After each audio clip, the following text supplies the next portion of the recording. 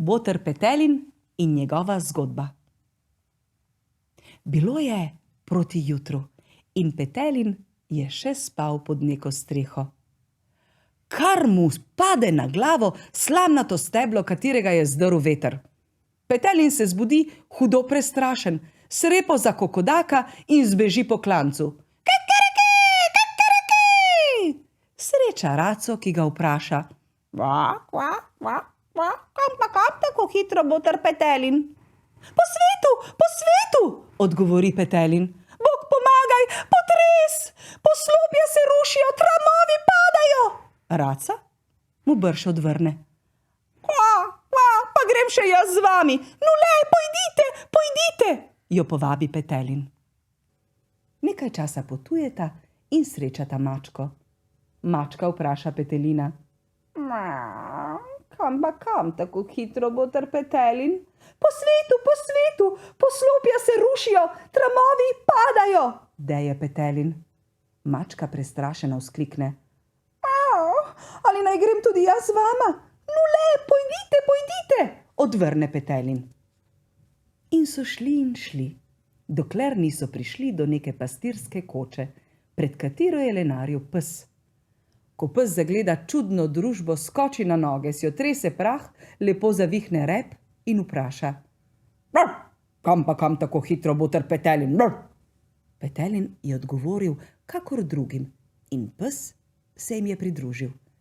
Tako so šli naprej, srečali in pobrali so grede osla, potem vola in še nekaj druge drobne živine. Potem so šli in šli. Že so bili zelo lačni, ker so ves dan bežali in noč se je bližala.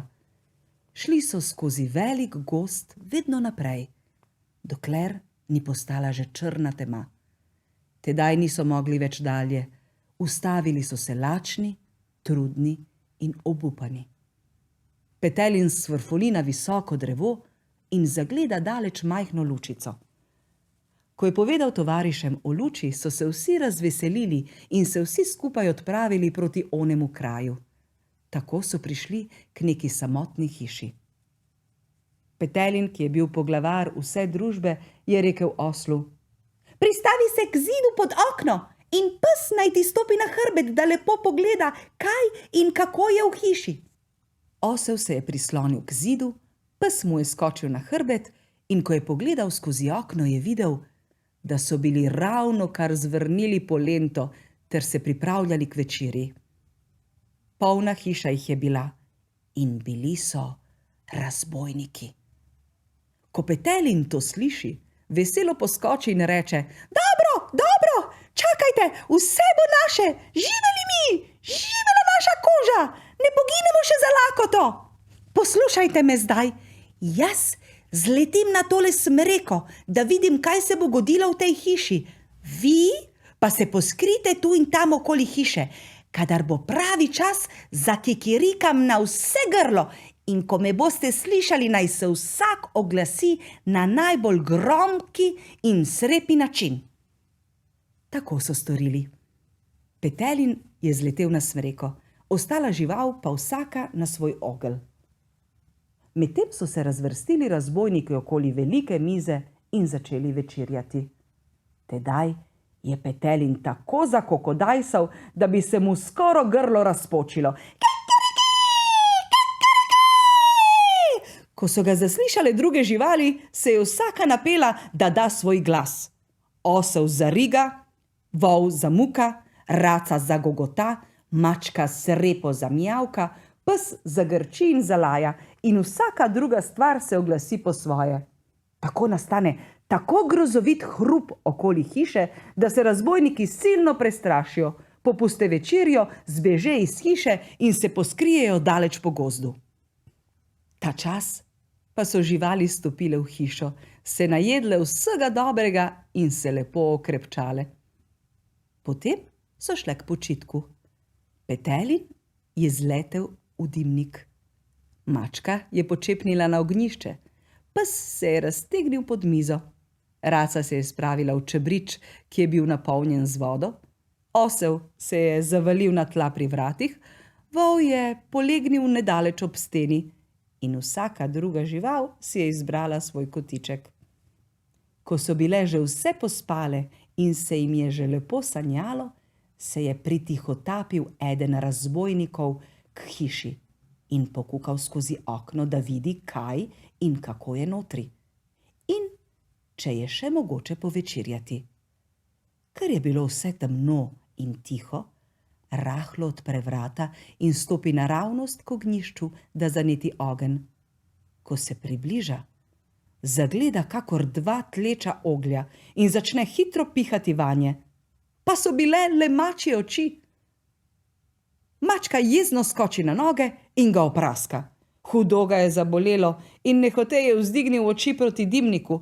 Prav ta trenutek pa spusti Petelin navzdol kokošnjak in mu oblati oči.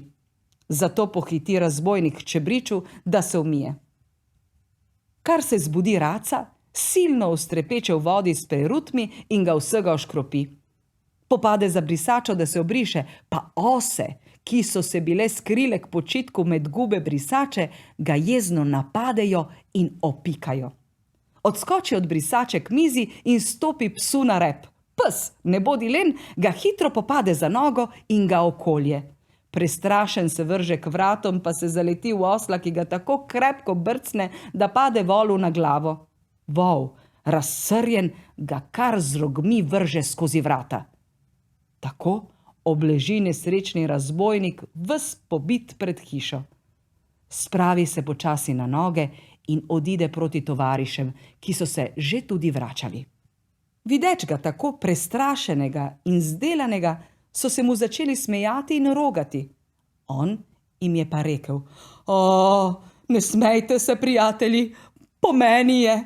Grozno sem kaznovan in tudi vam se bo tako godilo, če se vrnete v hišo. Ko sem stopil v hišo, sem hotel najprej zanetiti ogenj in začel sem pihati v žerjavico, pa mi neka spaka obličje razpraska.